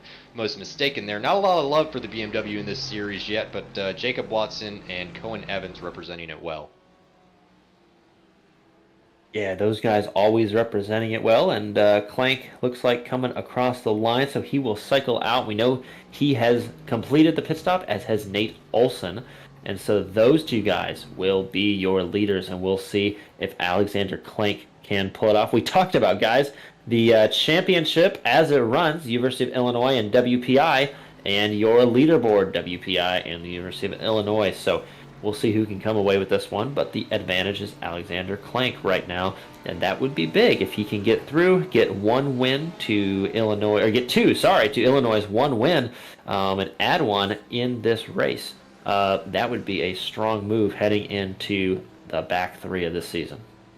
Yeah, definitely. I was watching the gap between Sean Valandia and Michael Koholich. There was about half a second as they went down into turn one, and about 5 corners later, it was expanded out to about 1.8 seconds. So he made a slight mistake somewhere that kind of cost him that draft position on the back of that ASU machine. So mistake for UCLA at this stage. Probably won't hurt him too bad. It's still going to put him in a good position to start fighting for that podium as these laps come to a close here. We're about 23 laps in, 15 minutes to go. It's a timed race, so once we hit that 1 hour mark, that's going to be the last lap. And the leaders will take the white flag, complete one more lap, and then take that InnoVetted Labs checkered flag at the end of the race. So watching Jeremy Rogers right now, still with that commanding lead up front. 12-second gap behind to Ted Burns. Don't think he's pitted yet either. Ted Burns still back there in second place in the Wisconsin machine. Yeah, Ted Burns, always a solid pick any event. And Derek Ekmanis now looks like he has not completed his pit lane service, so he will do so now, bringing that Porsche down. And another San Diego State entrance. San Diego State always represented well. And WPI we talked about. This is your leader of the GT3 class. And working across the start-finish line now. And I would say it is his race to lose. Nate Olson, though, is going to do his best to say something about that. Going to get around Sam Roslansky and move forward. And finally, going into turn one, we talked about it. Successful undercut. It's going to be Michael Koholich there as you see Derek Ekmanis exiting the pit lane. But yeah, Michael Koholich, guys, completed the undercut and has opened up that gap a little bit. So he felt that he had the pace, and then he's shown it even after the pit stop. Yeah, he's definitely opened up that gap. We expected to see it happen, and he's managed to execute it pretty well. Derek Ekmanis making his way past Sean Valandia there. And one thing I'm a little bit surprised at was Jamie Lawrence not quite closing up onto the back of John Tyndall as quite as fast as I thought, though he is there now. He's got a fair amount of laps to make that pass happen. I don't know what his fuel situation is. I don't think he's been down the pit lane yet, so Jared, you'll have to correct me there if I'm wrong, but John Tyndall's going to have a hard time defending from Jamie Lawrence, who's only half a second off that car now. Got a little bit of lap traffic in front of him. The IUPUI machine's going to have to sneak his way out of the way there, going through turn 7. John Tyndall's going to try to get that car in between him and the first Degner corner before they can get there. Actually, no, that was very nice from Evans there to give the position to both those cars before they get to the Degner corner. He knows he does not want to go side by side through any of these corners with a GTE car, and that is probably the worst one to do it. And so I applaud him there for giving up that position early. That's probably going to cost everybody in that group less time. Yeah, and I wonder if he saw, maybe he's been watching the broadcast and has seen Lawrence. No shortage of confidence in this one. And so if San Diego State wants that position, you see Ted Burns. Ted Burns there off track, a little bit of a detour, but he does keep it the right way. We know that without ABS, you can just lock it up and it will keep it pointed. But yeah, getting in the first turn there and just a little wiggle under braking, and he'll keep it on the black stuff and get back underway. But yeah, one of the tougher ones, I think, for Ted Burns. Currently scored as your leader, but I don't think he's made that pit stop. I think we will eventually see Jeremy Rogers cycle back up to the top of that podium spot. That is correct, Josh. Ted Burns, the only driver in the field who has not completed his pit stop to this point. Wow, so only driver. So it's going to put him probably back behind both Jeremy Rogers and Derek Ekmanis, I might expect. We'll have to check and see what's going to happen there after he makes his pit stop, because that would be about a 40-second pit stop, which I think is fairly realistic for a circuit of this size. But we'll take a look and see what happens there. No, Derek Ekmanis' gap just updated to a 53-second gap behind Jeremy Rogers. So I think that makes a little bit more sense. That was a little bit confusing to me there for a second. So Minnesota machine and making his way through there through the S's as well. Bit of a train following there. I think the only car battle that we really have on track at the moment, Jarrett, is probably that P5, P4 battle going on in the GT3 category between those two Porsches that we saw earlier. That's really the only one. I love the rear wing of Sean Valandia. Measure once cut Twick, because the E's cut off there on the end. Fantastic. I love to watch FSAE teams do that too. I know we used to put a Texas flag on the back of our wing. I've seen some pretty clever schemes, and guys transferring those schemes over to their race cars in the virtual world as well. Luckily, it's a little bit easier to do than pasting some vinyl on the back of an actual rear wing. So yeah, Jamie Lawrence currently sitting in 5th, off the tail of John Tyndall for VCU, trying to chase him down. Not really able to close that gap down any more than that half-second range so far. He's been pretty consistent with it, so I'm going to see if he can't try to make that move happen. Maybe he's sort of biding his time, but he probably knows that that third place position is a little bit out of reach right now. That'd be another 18 seconds up the field from where he's at currently. Yeah, so maybe a little bit of patience from Lawrence there as he tries to save his equipment for a final push at the end. Coming up on 10 minutes to go here at Suzuka.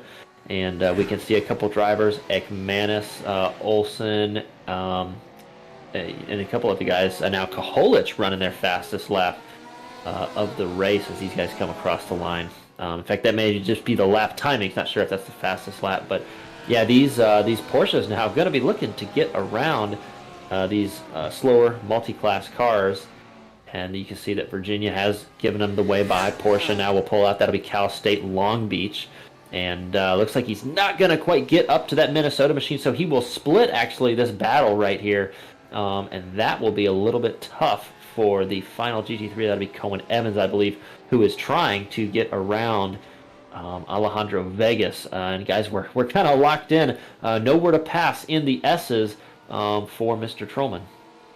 Yeah, I'm glad to see he's executing a lot of patience here, though. He's not trying to force that pass through the S's, because that's how you slow both guys down, because the guy in front will check up a little bit, kind of driving in his mirrors.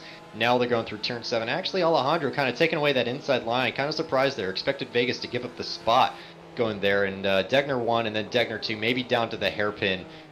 Nick Trommel will try to steal that spot away from Vegas. Vegas arguably might be costing both guys. He's on the radio there, probably apologizing for not giving that spot up, or maybe communicating a little bit. I think Nick Trollman's back on the radio trying to chat with him, saying, yeah, you know, just let me have that position now. The hairpin will be all good here. And you can resume your daily transmissions of watching Cohen Evans and Vegas battle their way out. So, yeah, he's going to go on the inside here as they approach down Spoon Curve. So, good communication between the two drivers, just letting the other know where he's going to be on track and when. Yeah, it's what you got to do. And sometimes we see these guys communicate with their car. We actually saw it a little bit as you see there, Alejandro Vegas. Yeah, on board, that is what he's trying to do. He's trying to put that car somewhere where he's saying, you know what, you can pass here or not pass here. And that is going to be how these drivers communicate, even if they're not using the radio. Body language is a whole nother spectrum of emotions for some of these guys, and how they make it to the end, you know, multi-class racing in one piece. So Jamie Lawrence looks like still not quite past that VCU Ram machine, though he will close up here. We know he likes this first sector, being one of our smooth drivers, so especially in the Porsche. And guys, I did note that I expected a lot of Porsche success here this evening.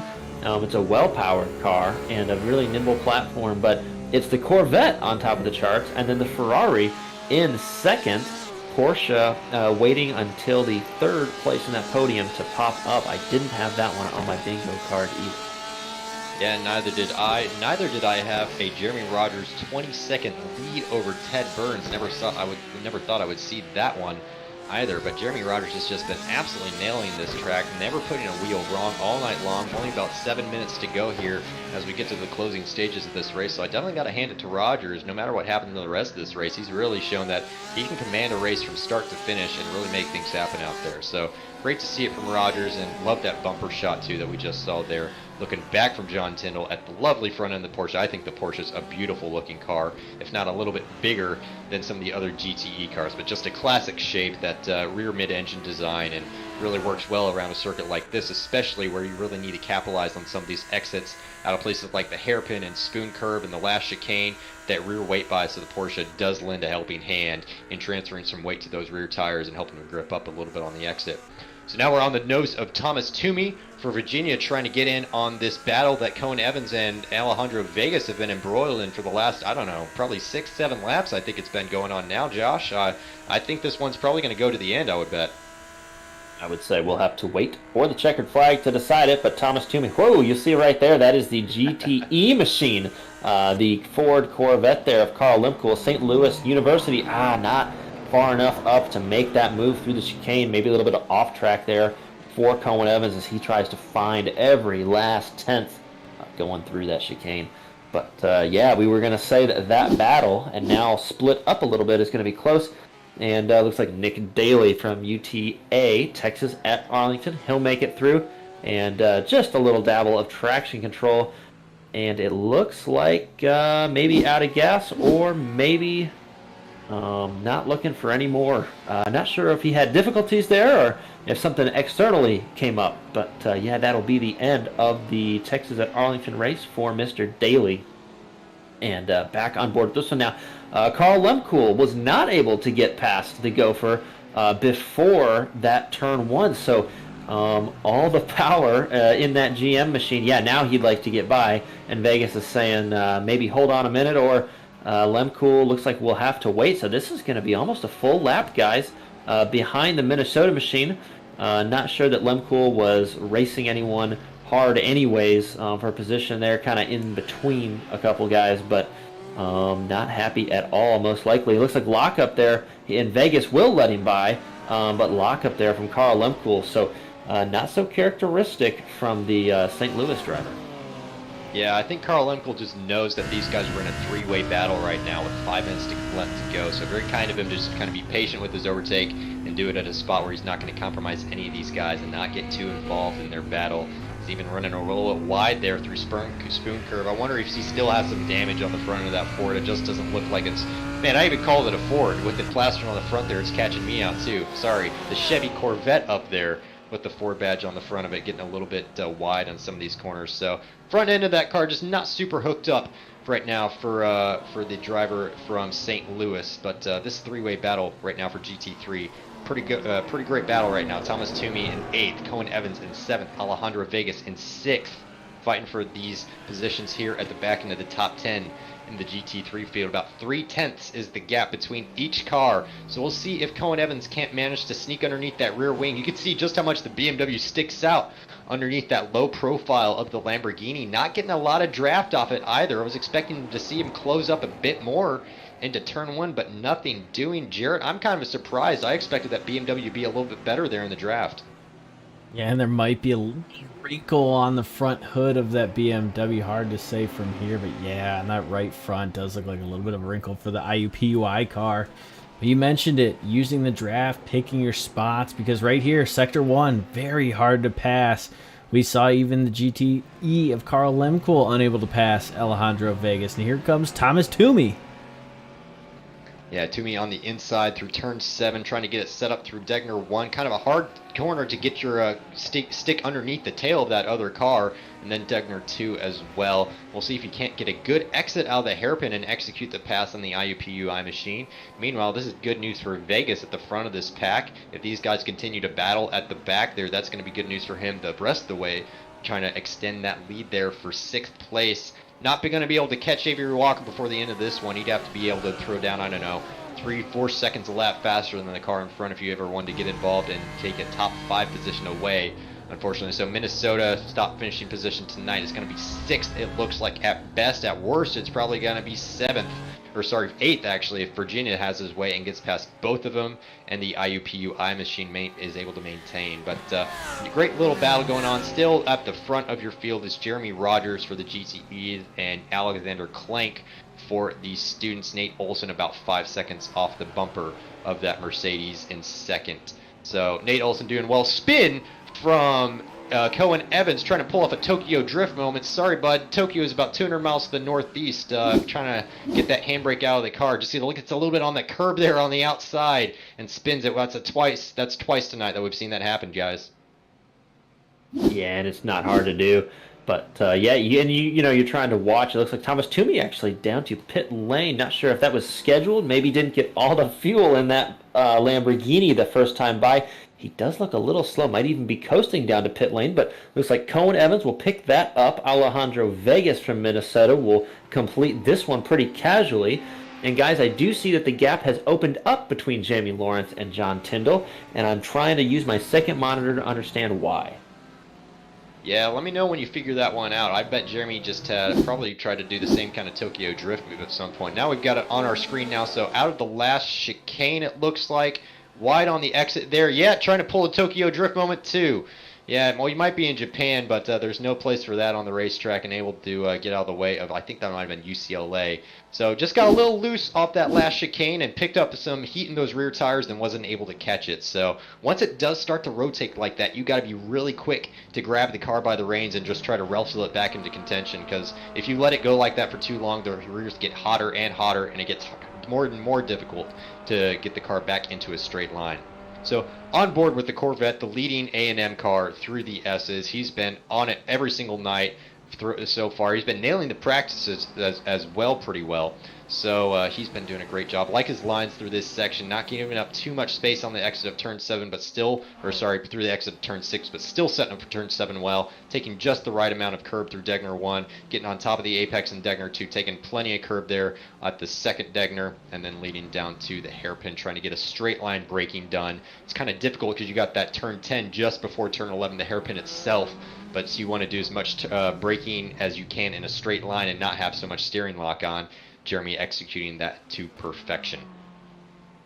Yeah, and we're coming up on Jeremy Rogers here in AMN A&M, either on currently the InnoVetted white flag lap, or he will be coming to it this time by. You see the time in the upper left corner of your screen, and we'll see what the iRacing race officials say as he comes to it here. But gotta mention again that NextBookIt and InnoVetted doing a stellar job of providing us this arena for the action that we've seen tonight and all season long. So Jeremy Rogers now coming out of the final chicane, just a little bit of curve out of 130R, and he'll do this a very composed Corvette, the white and maroon, looks like an Adidas school there, and down through the corner, and it looks like he will have that will be your checkered flag for Jeremy Rogers. And so the InnoVetted Labs checkered flag, you'll see Alexander Pacini coming through, looks like second place, collected by Ted Burns there coming up. And that's going to be your closest battle, guys. We've had our winners and losers here the last few laps, so coming to the checkered flag, it's a little bit casual. Alexander Klink, Worcester Polytechnic University, and looks like John Tyndall will take home for VCU that fourth position. Ted Burns now crosses the line. Derek McManus going to come in behind him. San Diego State with Derek McManus on the podium. That's going to be your first Porsche. Alexander Klink now bringing that AMG Mercedes from Worcester Polytechnic Institute across the line, and 4 seconds after that, he will be followed by Nate Olson, the Fighting Illini. And finally, we talked about the undercut. Michael Koholich, Angelo State University, bringing that Lamborghini across the line. Guys, that's going to be your top three. The rest of these drivers will come out. We see UCLA with that undercut, and then your top scoring position for the University of Virginia, Avery Walker, followed by Alejandro Vegas from the University of Minnesota, and then Cohen Evans and Thomas Toomey will come back through here. But guys, that is how we finish out tonight. Yeah, my big takeaway right now, Derek McManus up there in third, really highlighting the importance of having a teammate in this series, because Jamie Lawrence, obviously with that spin, trying to get around, I think it was Carl Lemkool at the time, and he's going to finish in fifth tonight, but Derek McManus is going to be the top finishing car from San Diego State, and that's going to do well for them in the points battle right now, because it's getting pretty tight up there at the top of the GT3 field. I know we'll do some calculation tonight and see where everybody shakes out in terms of points, but having a teammate up there that's able to sort of pick up the reins and capitalize on any mistakes that anybody else has made is really important here tonight. Yeah, so in that GTE, Texas A&M will extend their lead by just a touch, a lead currently of 1 point, and so they will extend a little bit.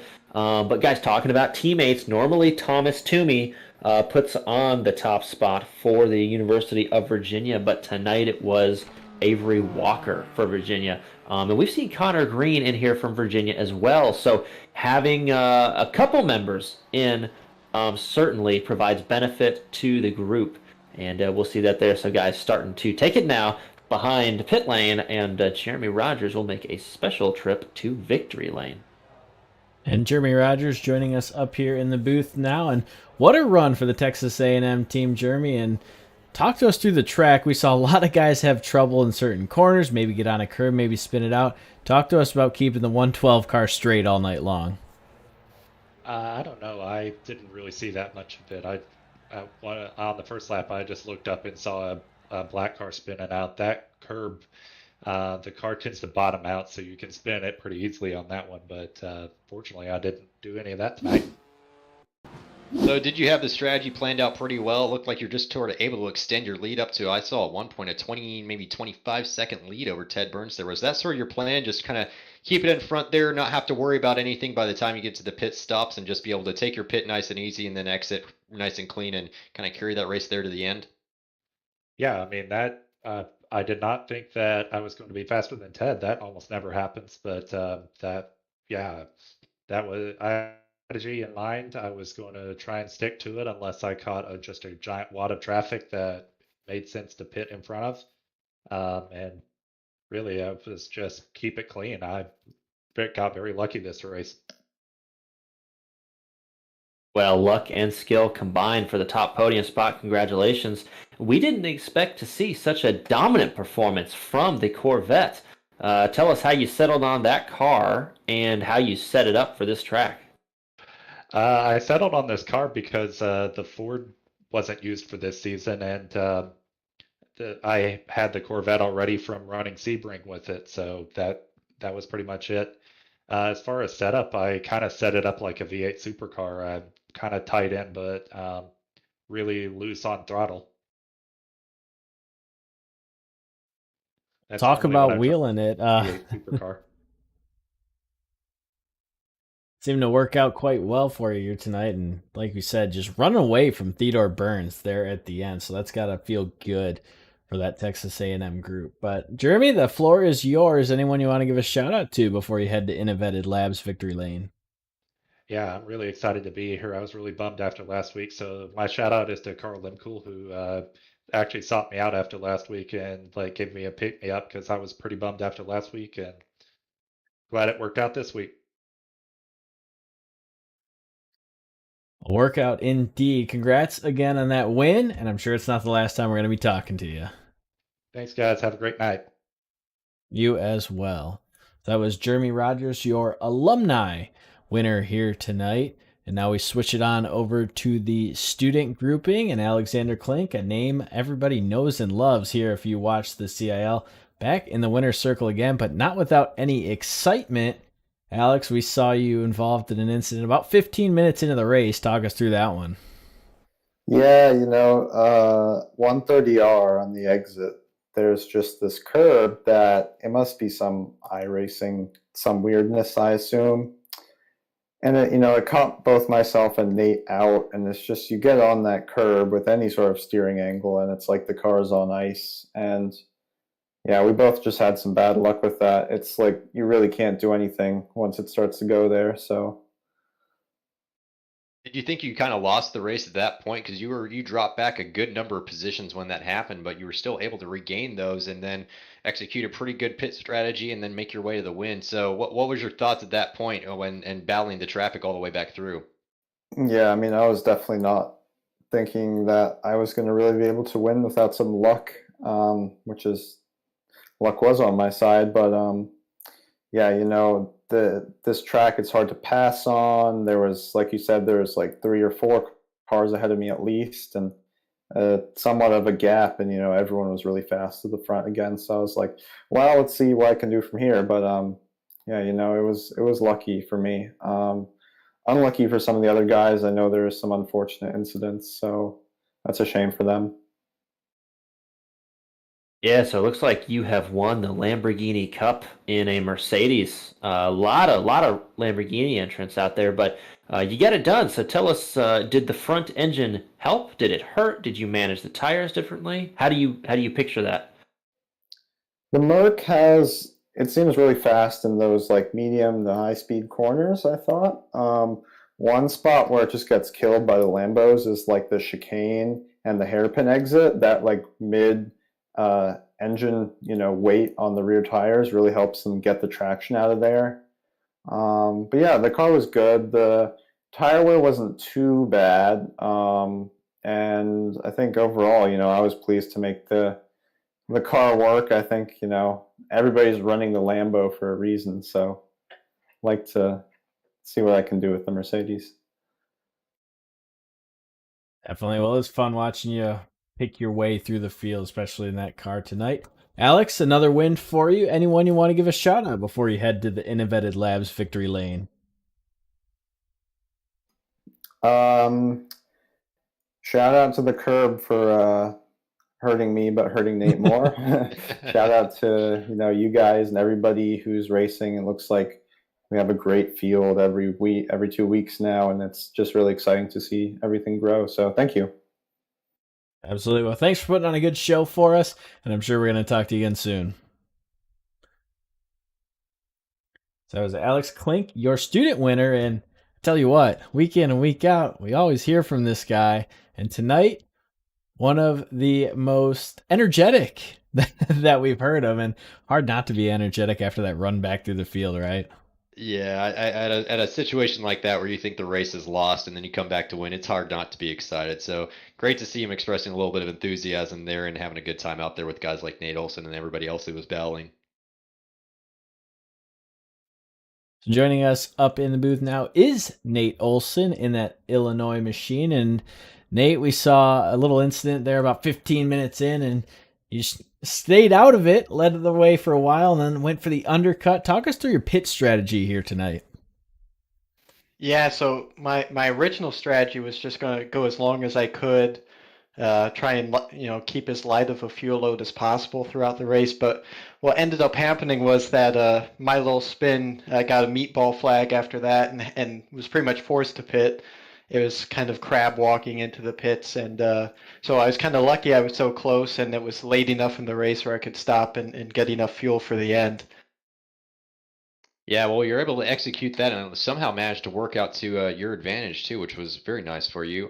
Tell me a little bit about the Lamborghini. There was a lot of Lamborghinis in this field tonight. I'm sure you noticed. What was your reasoning for picking that car? How do you think it compared against maybe where Alexander Klenk was running up front in the Mercedes? Yeah, so before this season started, I was kind of between the BMW and the Lamborghini. I ended up going with the Lamborghini. I thought it was a bit more gentle on tires. I think we talked about it 2 weeks ago, but I just feel like that car really rotates into the corners well and gets you that slip angle you need to be pointed in the right direction. Whereas the BMW, it requires a bit more, it understeers a bit more and really wears down the tires quick. I think overall, the GT3 BOP and iRacing is pretty good right now, judging by some of the the official series. So I think the cars are overall really even. Each definitely have their strengths and weaknesses. I think Alex is just super fast and really consistent and managed to make it work. Yeah, I'd say so. Alex is going to be a tough one to beat every week, but we sure liked watching you bringing that battle to him, and I had a great time watching you tonight. And congrats on your second place. Anybody you want to give a final shout out to before we send you on your way? Yeah, I'd like to shout out all of the Line 9 Motorsports Formula SA team. They got first place in design and first place overall in the static event, so I'm super proud of them and all the hard work they put into that. So shout out to all of you. Yeah, congratulations. That is pretty awesome. I know most of us up here in the booth can attest to how difficult that is and how much of a testament that is to that team. So well done and great out there tonight, and we'll look forward to talk to you again soon. All right, thanks, guys. See you in 2 weeks. That was Nate Olson. You saw him right there on the in-car camera, still rolling here tonight as he heads to the podium. A good run there for him, and you heard it, maybe translating a little bit to that in real life, so to speak. Yeah, Illinois team. I did not realize that they placed first in the static competition. I believe it is only static competition in Formula SAE this year, unfortunately, so nobody having to build a car and take it out there, COVID restrictions and all. But great to see that a team like that is able to put that to the practice and get their driver here up on the podium.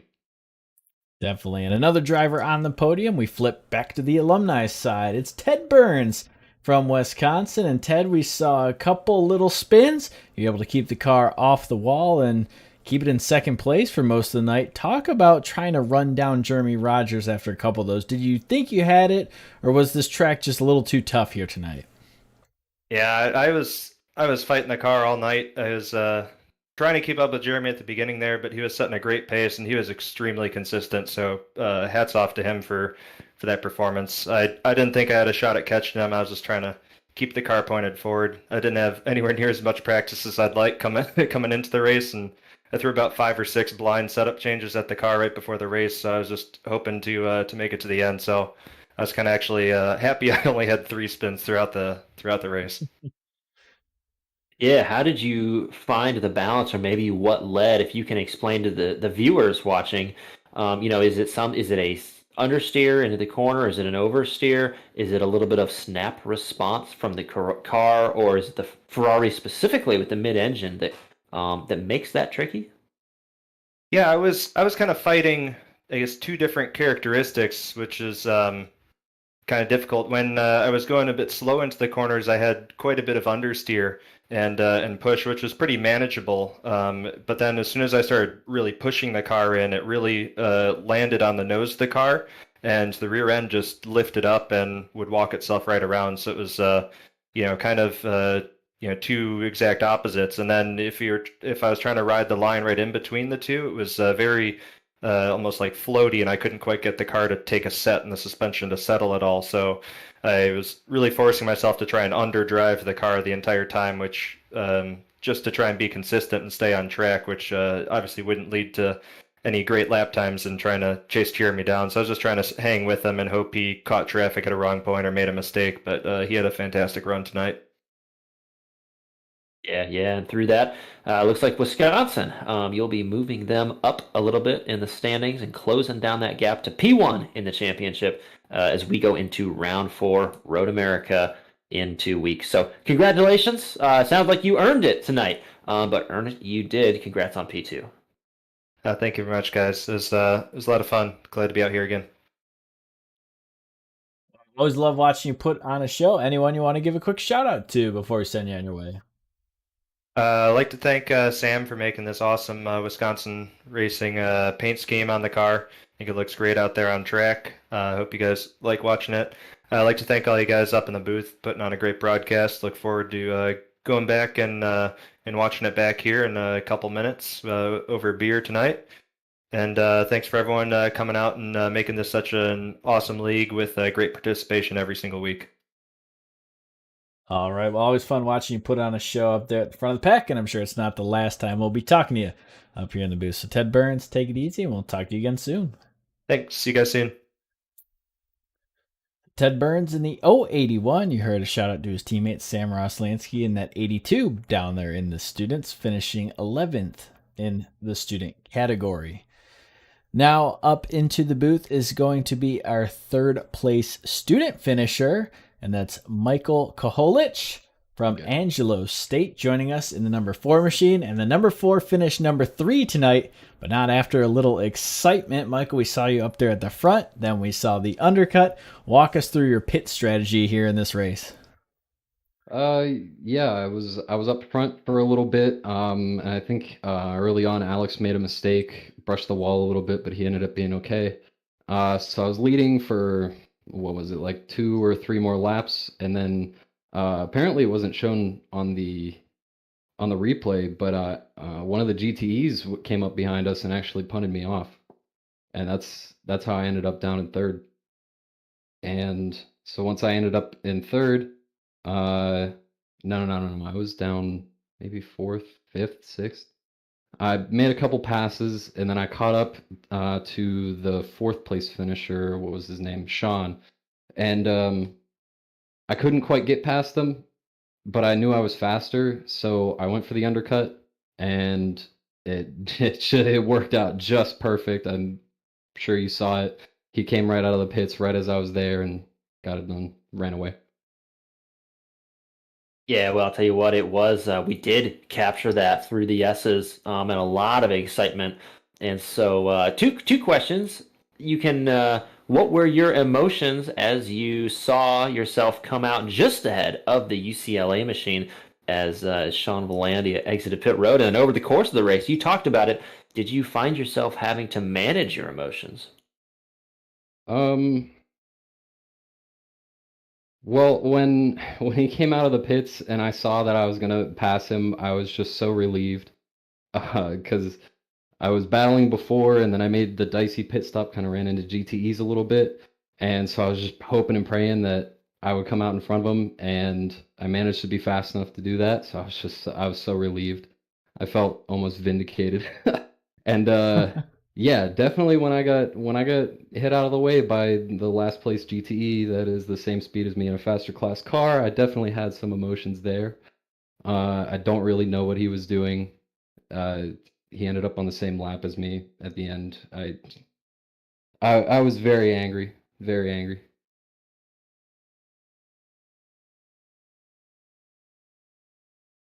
Well, you're able to turn it around, like we mentioned. The undercut working out for you tonight. So, Michael, anyone you want to give a shout out to before you head to the InnoVetted Labs podium here tonight? Well, if they're still watching, all my people at ASU, shout out to them. I put an announcement out, and a lot of people actually said they were going to watch. So happy they could see it for a little bit, and that was fun. It was good to put it on poll in front of them. Definitely. What a lap that was as well. Well, Michael, I'm sure we're going to be talking to you again soon. So don't be a stranger up here in the booth after the race. Yes, sir. So that was Michael Koholich from Angelo State, your third place student finisher. And now rounding out the interviews is quietly Derek Ekmanis coming away third. I feel like we mentioned him a total of 5 times throughout the race, and he just kind of ran up front all race long. So Derek, thanks for joining us.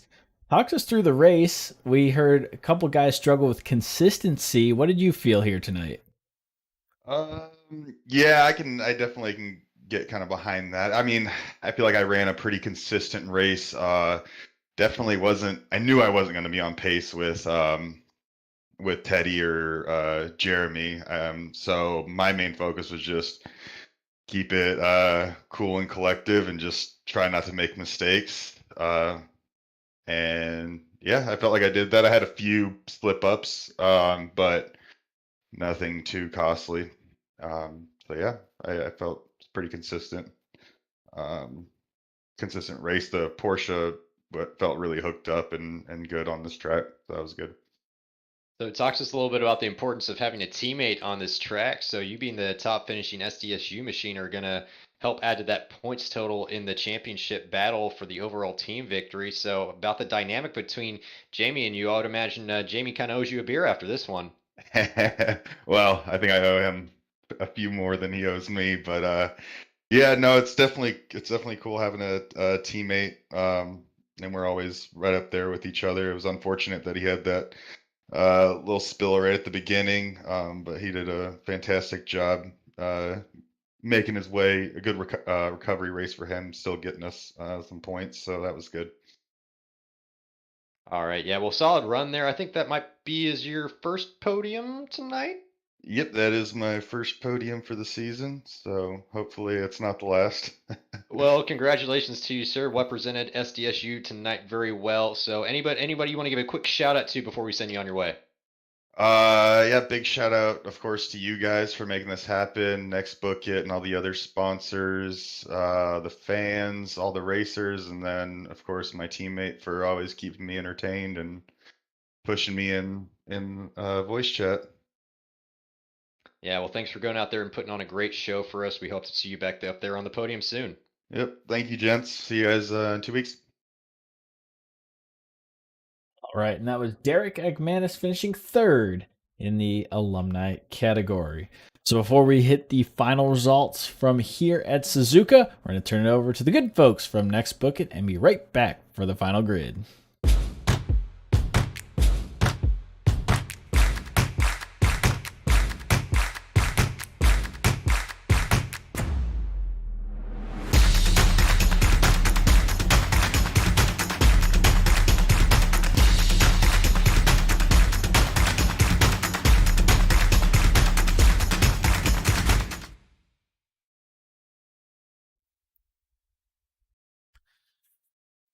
So you saw right there the good folks at NextBook are providing really all that you see in front of you.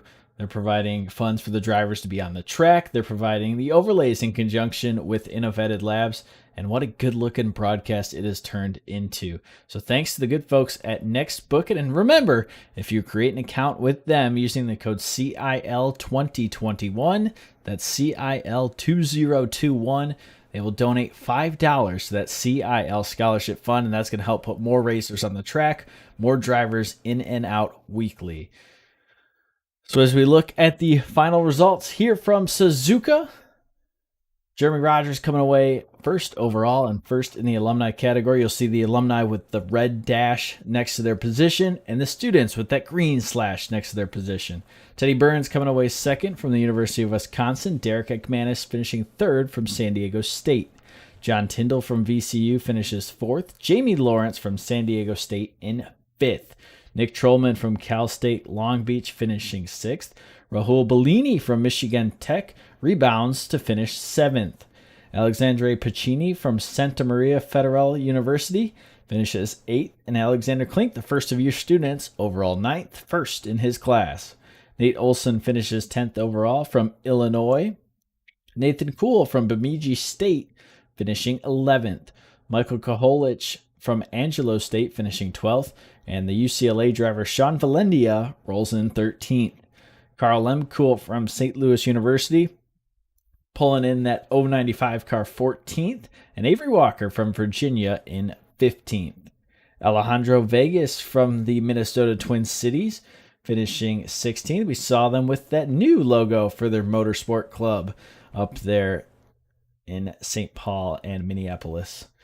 Cohen Evans from IUPUI finishing 17th. Thomas Toomey from Virginia in 18th.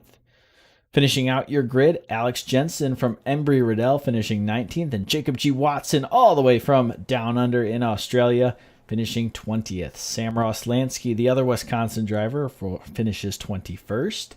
Nicholas Daly, after a little bit of trouble, we saw him pull on over. Not quite sure what happened there. He finishes 22nd.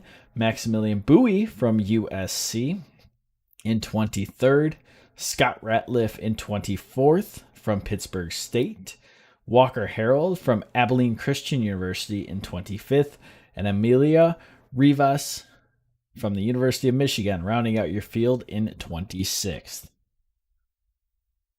So guys, as we start thinking about final thoughts from here at Suzuka, I think we talked about it really all race long. How surprising it was at how difficult the track was. We saw the top guys who've become accustomed to just kind of running away with it and almost making it quote unquote boring have a little bit of trouble with the track. So did that surprise you guys, John?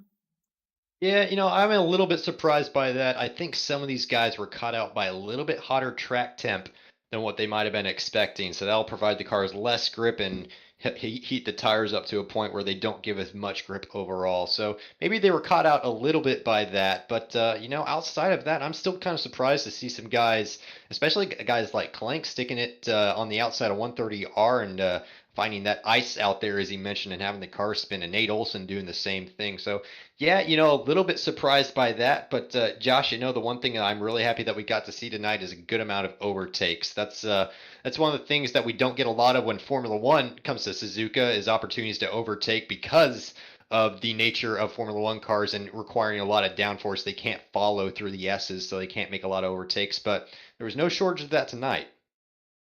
No, we had overtakes, bump and runs. We had the whole lot, and I think we had a lot of drivers that were running some different setups. I didn't think we'd have the Mercedes or the Corvette in those classes atop the podium, but we did. So we got to see a lot of different strategies. We saw some undercuts. We saw some forced undercuts. I don't know that Nate Olson was really interested in pitting when he did. We heard him say that he had to make the most of what he had and came away with second place. So, we had a lot of racecraft and race strategy tonight. Also had, the undercut that ASU Angelo State was able to pull off, by just a couple tenths, getting the edge down into turn one. So, whether you like mind games or, elbow to elbow racing, we had both of those here tonight. And was super fun to watch and call with you guys. Definitely. And you talked about the mind games, especially we started thinking about when the GTEs got stuck behind those GT3s, and we saw Sector 1 just having to be so patient, waiting for your opportunity. And we saw guys like Vegas really start to tell people, I'm giving you the spot here, take it. And I think that was really cool. And we see that week in and week out with this road series of the guys being courteous, and now that they've raced with each other a little bit, they know how that other driver is going to race. And I think we saw a lot of good racecraft. You said it, Josh, here tonight, John. Yeah, definitely. And I think they're going to get a second chance to really employ some of that racecraft that they may have learned tonight in 2 weeks' time at Road America. We're headed there. First repeat track that we've ever had in the CIL. I think it might have been round 3 or 4 in the pilot season, and it makes a second appearance here on May 25th. The full course at Road America. So expect a pretty big field for that one. That tends to be a pretty popular track, and we'll see some of the advantages to some of the more powerful cars start to come out there more so than at other tracks. So I'm expecting Mercedes to be really strong there. I'm expecting the Corvettes to be really strong there, and maybe the Porsche and the Lamborghini struggle a little bit more in comparison to what we would normally expect from those cars. So really looking forward to Road America in 2 weeks' time. Josh, I know you're probably looking forward to Road America. You're probably also looking forward forward to, I would assume, Charlotte Oval in 1 week's time on May 18th. Charlotte coming up May 18th, next Tuesday night. We're going to Charlotte, and it's going to be a lot of fun. The Oval guys gonna get a lot of the guys from this evening as well. Gonna carry over, as well as some guys that like to run just the Oval Series, and it'll be a lot of good racing. And it's a mile and a half. We'll be using the Cup car, so you do have the downforce. And we're going to have some good wheel-to-wheel racing there. And, guys, we've had it. Storylines developing in that series as well that I'm looking forward to covering coming up here in 7 days' time. Definitely. Well, like Josh said, if you want more CIL action, be sure to either follow or subscribe so you get notified in 1 week's time when we are set to rock and roll from the Charlotte Oval. And if you want that road racing action at Road America, you're going to wait 14 days. And then we'll get right back on the track with a lot of these same names and expect a little mix-up there at Road America. And a big field. Be prepared for that one. So for one last time, here from Suzuka, way out in Japan, thank you all for tuning in. Thanks to everyone who participated in any way, the racers, the fans, anyone in the chat, anyone watching it back after, and especially thank you to NextBookIt and InnoVetted Labs for providing all that the CIL is. So for one last time, for myself, John, and Josh up here in the booth, hope you enjoyed this race at Suzuka, and we will see you again soon.